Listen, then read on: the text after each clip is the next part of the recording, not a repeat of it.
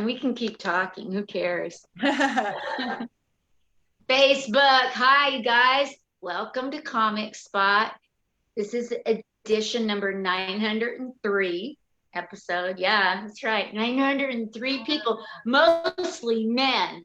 And unfortunately, only one of them was interested in me after the show.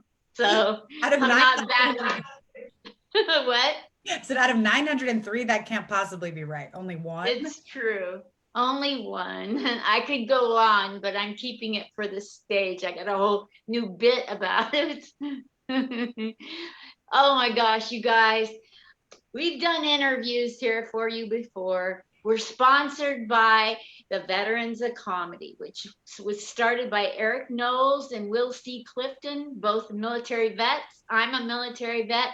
Veterans of Comedy, dial them up whenever you want to entertain the troops, or you want to have somebody who was in the troops entertain anybody. Go to the veteransofcomedy.com and hire me. I mean, hire one of us. Oopsie. Today, our esteemed guest is young and beautiful and working her tail off in the Vegas area. Let me read her introduction that she sent to me. Here we go. Skylar Schock is a Los Angeles and Las Vegas-based actor, comic, and filmmaker. Her most recent short film, She Had It Coming, directed by Geddy Watanabe, was a 25-time film festival selection. Did you hear what I just said? A 25-time film festival selection, and won numerous awards. Skylar's stand-up comedy credits include featuring at Wise Guys Comedy Club and Delirious Comedy Club in Las Vegas, and performing at the LA Comedy Club at the Strat on the Strip. She also hosts the Shock Value comedy pop-up at local breweries and hopes to take it on tour this summer. I sound like a first grade teacher. She is currently earning her MFA in performance at UNLV and is a recent graduate of the UCLA professional program in acting for the camera, where she won, it puts it two words in a sentence, that's why I'm talking like this, the camera, where she won an award for her original concept comedy, American Sniper. So let's welcome to the stage my friend in real life in the Las Vegas comedy scene. Let's get to know her and love her and follow her and track her career, not stalk her. Let's just help her career. Let's get to know her, you guys, should we? Yeah. Welcome to the stage right here, right now, Skylar Schock. Woo! Well, thanks so much for having me, Linda. I'm so excited to be here. Hi, Skylar. I'm so glad you're here. Thank you for coming on to Comic Spot.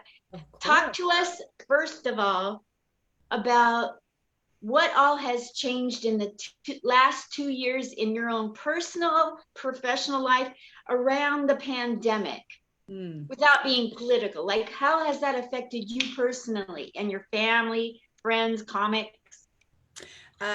Absolutely. I think the biggest change for me of many, and I know that, for everyone, that was just such an incredible time of a lot of processing and a lot of dealing with emotional and physical life changes. And so for me, I think the biggest one was that I actually started the graduate program at UNLV. So I moved from Los Angeles to Las Vegas, where I started started earning my master's degree in performance. And with that literal physical move, I also had a bunch of, personal moves as well, uprooting my life and starting over in a new city. I've lived in California my whole life, the Bay Area, San Diego, and Los Angeles. So this was a huge move, and it was very strange to do it in the middle of a pandemic when, you really couldn't even go out and explore the city.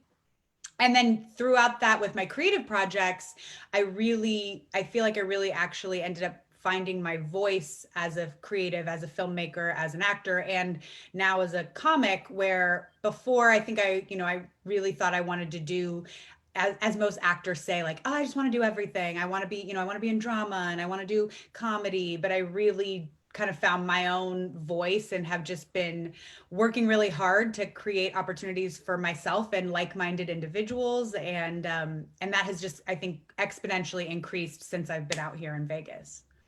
Super. And so let's go back to this. Is I like taking everybody in like a DeLorean Back to the Future ride. So first we're going to go back in time to little Skylar Shaw growing up.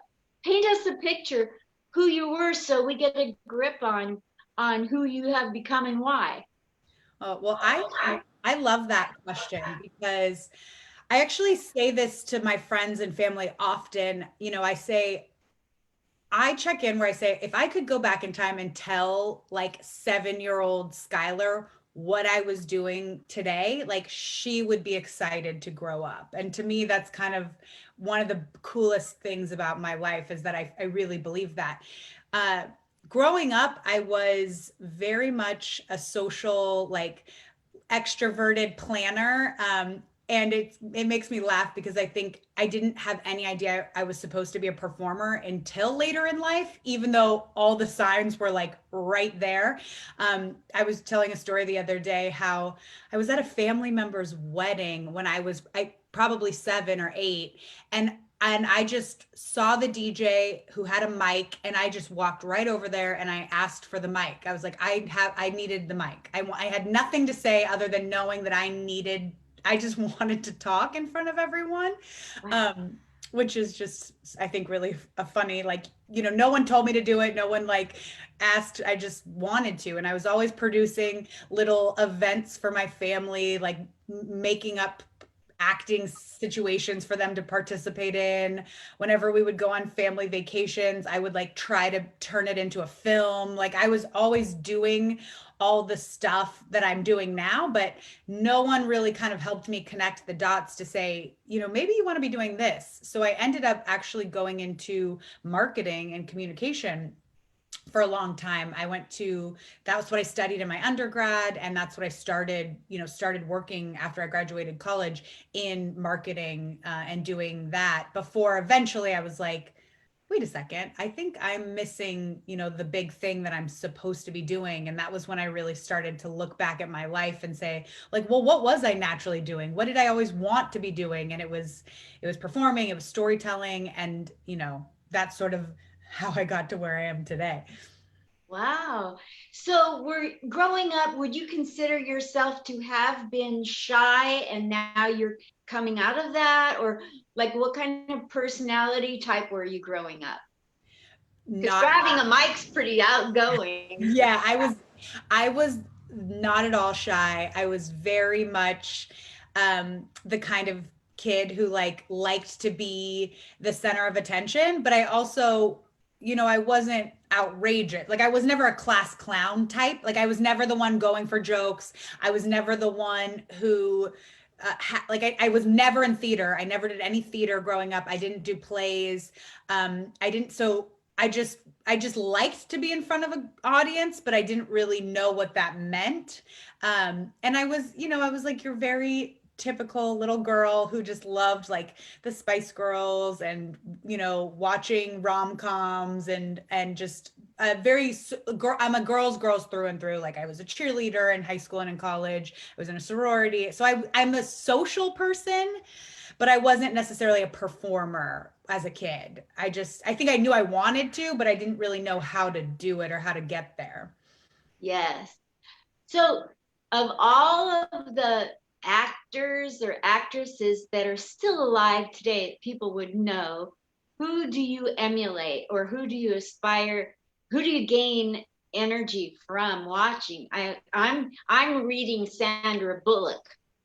Which is a huge compliment. I mean, those would be my dream roles, like a lot of her rom-com, like 2 Weeks Notice and, Miss Congeniality, like that is very much the world I could see me as an actor living in. And I think similarly, Goldie Hawn is a just a dream for me. I watch her stuff and I just think she has this really amazing way of being a physical comedian, but also a leading lady and just somebody that I watch her. I mean, I can't tell you how many times I watched Overboard growing up, and I just think the world of Goldie Hawn. And I think also, you know, in a little bit more of a dramatic, I guess, note, like Phoebe Waller-Bridge, Issa Rae, Lena Dunham, like those are women that have the exact career that I want, where they're not only acting and creating, but they're actively involved in the writing and the producing of their content. And I know Goldie Hawn was a producer as well. So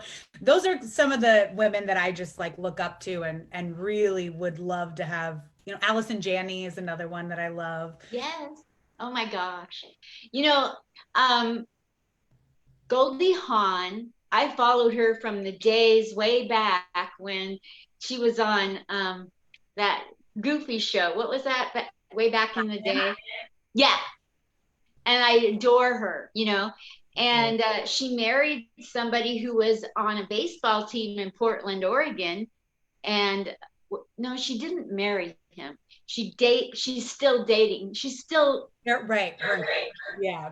Yeah, he came and he was on, his dad was the manager of the Portland baseball team, and he came and he played baseball in Portland, Oregon when I was growing up.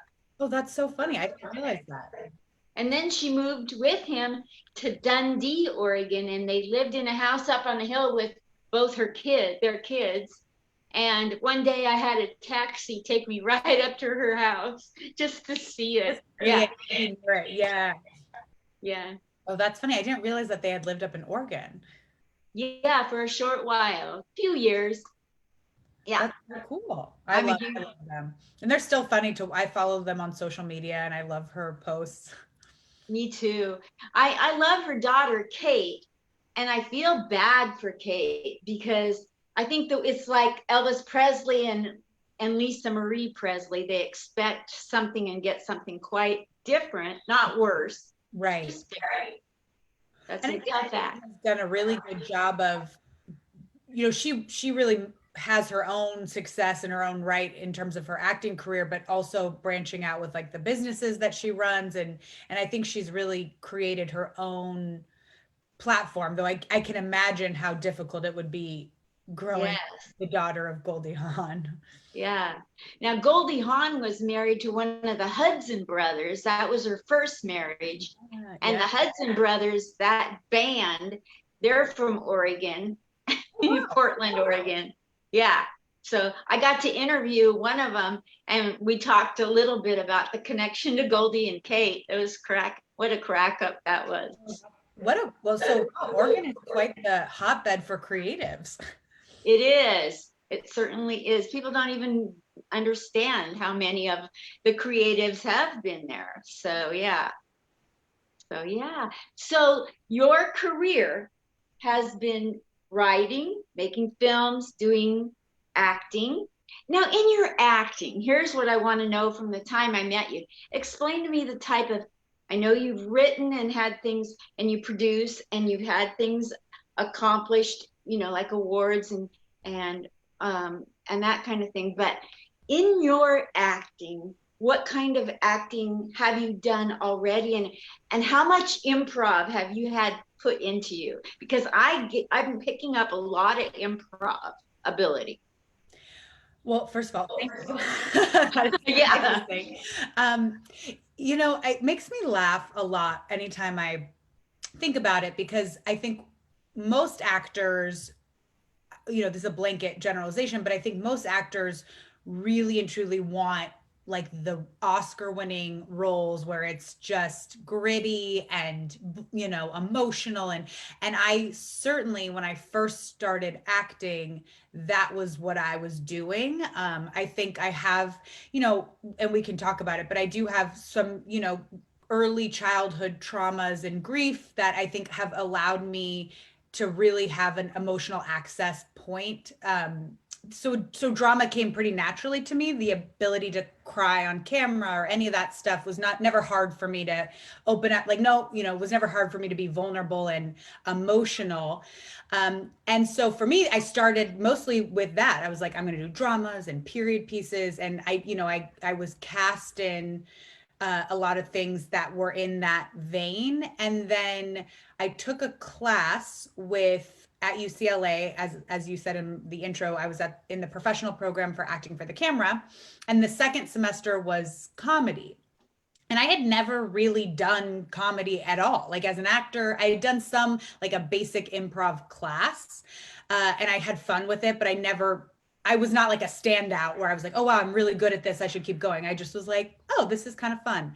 And so we took the comedy class, and it was Joel Murray who taught us. And Joel Murray has been on Mad Men and tons of television stuff. And he also is a part of the like Whose Line Is It Anyway touring group. And what I loved about Joel was that he was just really honest with us as a class. Like he would tell you when things weren't funny. And I realized that I was like, oh, I'm actually pretty good at comedy. Like I was getting it in a way that was just sort of innately there. And then I ended up getting cast in a sketch show at Second City. And it was like all of a sudden, all of these comedy things just started happening. And I was like, wait, am I like, should I be doing comedy acting? So that was really the start of really what is kind of my brand now, but just sort of exploring. I just found, I mean, and anyone who says different is a liar, but being a comedy actor is way harder than doing drama because Really? yeah, because you'll see that when you're doing comedy acting, if you're playing for the joke, it never works. Like you have to really truly believe the circumstances that you're in, and never like wink at the camera because it's just not funny. And so I just really found it to be a really fun way to be serious, but in a which became comedic. Wow. That's a good lesson for comedians. Doesn't that transfer on stage? Oh, absolutely. And because I was talking to a few comics the other night, and I think one of the biggest acting notes that I believe in and writing notes is the more specific you make something, the more universal it becomes. And I think with comics, it's so true that when you can say something very specific to you, the humor in it is, and it's true to you, like the humor in it becomes universal to everyone else, but you can't start so broadly, otherwise it's not funny. Got it. And so when you're delivering a joke, and I've not ever gone to study you on this particular question, I apologize, but No. when you're delivering comedy, do you take that acting ability of not smiling during the punchline? I think I do smile. I think I watched back some stuff from last night, and I do have a little bit of I'll laugh at myself because I think the brand and my style of comedy is I'm a pretty self-aware person. So I think I'm, at least in stand-up, I'm kind of able to point out like, I know I'm a basic bitch, or I'm kind of like this. So I can call myself out with it versus, yeah, no, I think I do laugh through my punchlines. That's incredible. And I know that I smile way too much and smile at the wrong times and smiling all the time. I have to tone it down. And that's really hard to do because, you're up there and you're cracking yourself up with Exactly. recalling. I remember writing this, I think this is funny, all Right, that. right. Well, you remember why you thought it was worth telling a joke about in the first place. You're like, oh yeah, that is funny. You're almost reliving the whole thing that inspired you while you're up there, and they don't know it. They don't know why you're smiling. They haven't heard the punchline yet. Exactly. What's been the best and the worst of acting and writing and doing comedy? So best and worst of those three. Ooh, so like best out of the three and worst out of the three? I would say, well, all of them, I think all of them I like and dislike at different times for different reasons.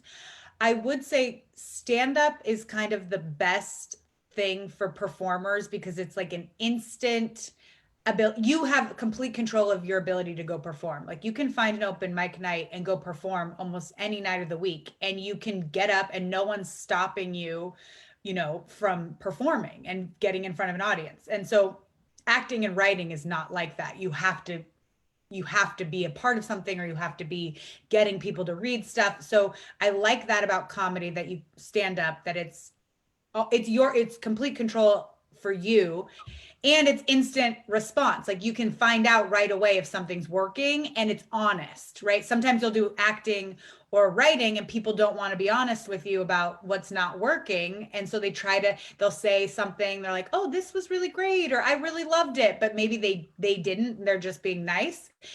But you can't fake it with stand up. Like you're either getting a laugh or you're not. And so I just find that to be it is so satisfying in stand up when something works, because you know that it's authentic. It's not people just being nice to you. So I love that about stand up, and that's the best. The worst is probably writing or acting, in the way that acting, you're always a part of someone else's project or vision. And I did a project, a short film that I completely got replaced. I got cut out of and completely replaced and recast. And I'll never know why, like what I did wrong or why I wasn't the right fit. And you have to like learn how to let that stuff go, which I think is its own lesson. And I'm so glad that it happened so early on in my career, and that I could really just be like, okay, this is going to happen. And sometimes it has nothing to do with you. It might have everything to do with you, but I can't let that define me in the way of like how I move forward. So that's tough. I mean, but anyone who says that's easy to do is lying as well. Absolutely. My daughter was a model for 5 years. And one person thought she was heavy, another too skinny. And then some people just gave no feedback, which is almost worse than, Right. Yeah, I get what you're saying totally. So, Yeah. so if you could change one thing that you've done in your entire work career since you went out to live on your own, what would that be? Oh man, it's so hard because I feel like everything I've done in my life has made me the person I am today. And that without all of those individual experiences, like I don't know that I would be able to write from the place I do today or perform from the place I do today. So it's like so, hard for me to say, but I would probably just have started it all sooner. I would have started writing and performing like earlier, and I wish that I had, but I also am, I'm glad that I had the experience. Like the pilot that I wrote, American Swiper, is about, my experience dating on apps while I was working and traveling all over the country. And so I would never have had that experience if I hadn't done it. And then I eventually was able to write about it, and we're going to try to produce a podcast about, exploring app dating. And so it's like, man, I wish I had been acting and performing stand up years before, but then I wouldn't have had the material to talk about today. Yes. Now, earlier you intimated something about traumas making you who you are and able to be, make it easy for you to cry on command. And did you want to go into traumas? Because I'm a trauma survivor. I can go there. Yeah, I love, All right. This feeds into one of my next projects of like something that I think it is important to me, to talk about traumas, and just be able to like not be afraid to talk about grief, and so I lost my mom when I was young. I was 7, and so I grew up in a situation where my dad raised my daughter and I. He eventually got remarried, and it was, a lovely, I looking back, I had an amazing childhood, but that kind of situation is very, you don't really realize until you're an adult how it shaped you. And I lost her mother, which was my grandmother, was very close to me, in 2018, and that was incredibly difficult because that was my whole, maternal lineage. Then I just felt like it had gotten taken away from me, and I was so young, and I didn't feel like I was ever gonna, get the chance to like introduce them to the person I was gonna marry. And there's just a lot of stuff that I, it shaped me, and it is a big part of my life. And there's all kinds of, I know that's, there's people who've had much more difficult situations in their life, but I do think it's like the ability to just talk about it and say like it's okay to talk about this without it being weird. Exactly. I firmly believe that most people go through traumas. I mean, I'm sure people, the TV is on over here, and I'm sure people watching TV get traumatized every day watching the news. And you can get PTSD, secondary PTSD, from somebody witnessing somebody getting hurt. And that's what we a lot of times see on TV shows. So everybody has trauma. And I think we should be talking about it openly, because the stigma of holding it in and not admitting it is what kills people. I could not agree more. I just think, and I don't think I don't pretend to be a mental health expert or have all of the answers, but I know that whenever I've been able to be honest and authentic, it's just made me feel better. And I actually want to produce my next project is going to be hopefully kind of merging all these things that are important to me. And I want to produce a night called Laugh Until You Cry, which is going to be stand-up comedy mixed with a talk back, where the comics actually stay and the audience gets to engage with why certain things, like laughing about them, have helped us through difficult situations, or helped us through grief, or helped us through just processing stuff in our own, like I think laughter becomes the thing that allows us to either move through it or start talking about it. And I just want to create a night where we get to like test that out in a really unique way, because I think stand-up comedy is kind of the most accessible entertainment platform for everybody, but it also is so universal that if you can make a room of people laugh at something, like you're bringing us all together. And that's my next big project is Laugh Until You Cry. And this is, we're in the early stages of it, but we're developing it now, and I'm excited. So is that going to be like film or live in a theater or in a comedy club? Where do you see that going? Well, my goal would be a little bit of both in terms of in like a theater or a comedy club, but also I want to make a documentary of the process of how we get there, kind of resulting in sort of a stand-up special, I guess, like, but a very unique one. And I think the first step, I'm going to be presenting on this at the UNLV grad college in April, but I think the first step is actually like interviewing mental health experts and sociologists and people on how to format the event itself, like what's the best way to create this kind of event. And then I would love to find like pretty big headliners who have talked about, or comfortable talking about mental health, or talking about grief and things, so that we could sort of say like, we're going to make this event, it is going to be geared towards that at the end of the day. But that's, we'll see where it ends up. So while you're talking about that, I'm thinking, I wonder if Skylar would be willing to bend this in a way for veterans. Oh my gosh, yes. I think the goal for this would be to create a platform that we can take to other groups, or take to communities, and say, this is how we did this thing that was formatted for the purpose of just creating a night of connection and understanding.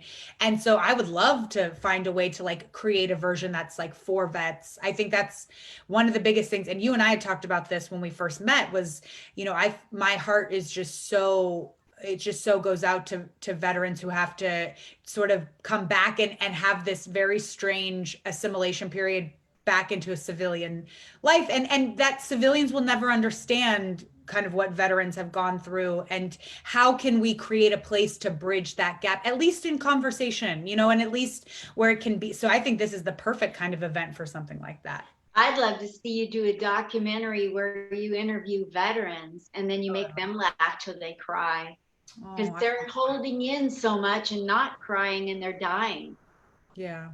at rapid rates. You know, they say 22 a day. I bet it's 222 if they're saying 22. Yeah. Yeah. I'd love to inspire you to do a whole thing just interviewing, you know, veterans, what they've been through, man on the street, kind of like, you know, Yeah. getting to talk, and Oh, I then would love that. come to the laugh until you cry thing. Oh, I would love that. And maybe that's, you know, it's its own, maybe that the laugh until you cry, like we're figuring it out as we go, right? Maybe the laugh until you cry thing becomes like different focus groups, right? So there's a mental health one, there's a veteran one, there's like versions, like maybe we try to do like three separate types of, but understanding the proper format can allow us to kind of do that, because I think that that's incredible, and I would love to, and I know there are probably stand-up comedians, and you know them, who are veterans or who have some insight or access point into the veteran experience, and being able to use that as the lifting off point would be really incredible. Totally. Oh my gosh. And I want you to come on to my military show. I'm going to do one April 9th at 5. Can you come on and do a guest spot for the first show? I would, let me double check the calendar, It's but already booked up with the, you know, opener, feature, and headliner, but I'd love you to introduce yourself and your passion to the audience. oh, I would love that. April 9th, 5 p.m. I'll send it to you as well. Just Perfect. unless you want to look at it right now, but I would love you to be incorporated in what I'm doing. I I would love, meant to get with you on that. oh, I would be honored to. That would be amazing. Super. So when it comes to mental health, people who are big names, you probably already thought of it, but Maria Bamford is so Mm. open about wanting to kill herself and whatever diagnosis. I don't want to try to remember it correctly on the air, but she's very open. And Jackie Kashian, Kashian, is her opener on the road. So if Maria doesn't write you back, hit up Jackie. I just wrote that names Yeah. down. So what kind of where can people follow you? What are you up to? What do you want people to do to help your career? Oh, well, just keep being, I mean, the biggest thing people can do is just keep supporting like you and live comedy and just the arts, and you know, I always say, I'm like, there's, you know, there's enough room for every person to have the career and success that they want. And so, because when I think about, you know, me, I'm like, if I just keep watching other female stand-up comics, like that never takes away from my ability to do this and be successful. So just keep showing that there's an appetite for female comics and female comedy. I'm on Instagram at shocking SSCHOCKING. I'm on, you know, all this, you know, social media. I'm on Twitter. I think my next big project is we just wrapped shooting of my next short called Bocce Bitches, which is going to be a comedic short, a comedy rom-com, buddy comedy, all kind of mixed into one. And you know, my goal is to eventually get one of my shows like picked up and greenlit, so I can do what Phoebe Waller-Bridge did and what Issa Rae did. And so for me, just like I said, proving there's an appetite for female creators and supporting stand-up comedy. And if you know, if you're a fan or you like what I do, I'd love, you know, I'd love to connect and follow. And oh, also, I am going to be I've been producing these pop-up comedy shows with Craft House Brewery here in Las Vegas, but my goal is to this summer produce a couple pop-ups in Austin, San Diego, Charlotte, and the Bay Area. So if you're in any of those cities and you know a brewery or a winery that would be a great fit for hosting a free night of stand-up comedy, reach out to me and let me know. Or if you know anyone who owns a venue that would be interested in connecting, I think that would be amazing, because then we can just keep, you know, keep getting out there and meeting people. Oh, that's a great idea to take that on the road. That's going to be a fun time for you. Well, it's selfish because I, as a female comic and as my brand voice, which we kind of talked about, is, I like the things that I like, and I prefer to be like at a winery drinking a glass of wine than at a comedy bar at 2 a.m. Like I'd rather, so it's like selfishly, this helps me be doing what I want to do. And I think that my audience or the people who will relate to my comedy would rather be doing that too. So that's like my way of just kind of getting to do what I enjoy, but also meeting people who I think will enjoy my comedy. That's cool. That's so cool. I love going to the mall, and sometimes I'll just pop in a store and start doing comedy. I love that. I love that. It's like, hey, this is what I would want to be doing when someone came in and did comedy. So here you go. Totally. They have a barber shop here at the Boulevard Mall, and it's a Black owned business. And so I sat down and I watched them, and they looked so cool in there. Just like really, if I was a guy, I'd go in there, even if I was white, and get my hair done, hair did. And so I got to thinking, I wonder what they would think if I sat here and wrote all the things that a white person should never say in a Black barber shop. So I came up with a top 10 list and brought it into them, and they loved it, and they put it up in their wall. Oh my gosh, do you remember any of them? That's really funny. No. Something maybe like, is this where I can get a fade? Like a play on words with a fade. Stuff like that. That's funny. It was like the David Letterman top 10 list thing. It was fun. They died. But it's so fun to make people who don't expect comedy engage in comedy. I mean, it's easy to get people to come to a comedy club where they know, but I love taking them hostage, and your pop-ups are a little bit on the edge of being a takeover. They are, yeah. Some people are just out at the brewery, and then all of a sudden, like, okay, by the way, stand-up comedy is gonna be starting in 5 minutes, so welcome. Yes, I wish you the best with it. I know everybody's buzzing about you, being on here. What a wonderful talent you are, and you're a star. And they went on. People love you here in Vegas, and your talent is so appreciated. And I've seen you rise to the top and stay out of the drama. And I really admire you. I want you to know that. I love seeing you because you're a good energy in a room. You definitely are. Thank you, Linda.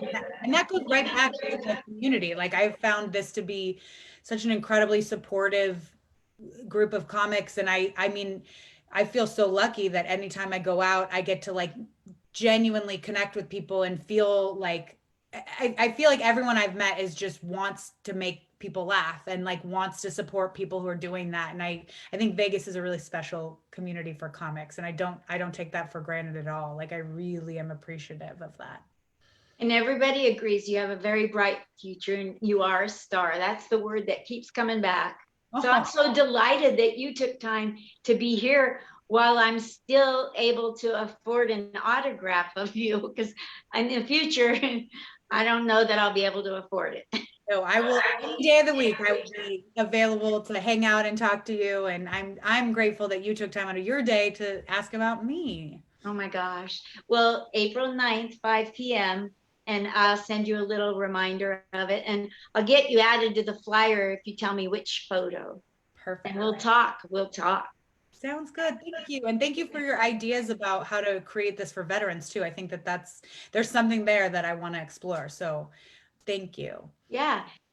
If you want me to go out and interview people with you, or like make them feel comfortable to talk to you, since I'm a veteran, I'll volunteer to warm them up to talk to you one by one. Oh, I love that. We'll go under bridges and we'll find them. They got stories. Oh my gosh. Yeah. So much. Like, yeah, absolutely. That would be a killer documentary. I don't mean to use the word killer with regard to veterans. Sorry. My bad. It would be an amazing, yeah, great documentary. Thank you so much, Skylar. Thank you, Linda. We'll talk to you soon. Okay, bye. Bye. Bye.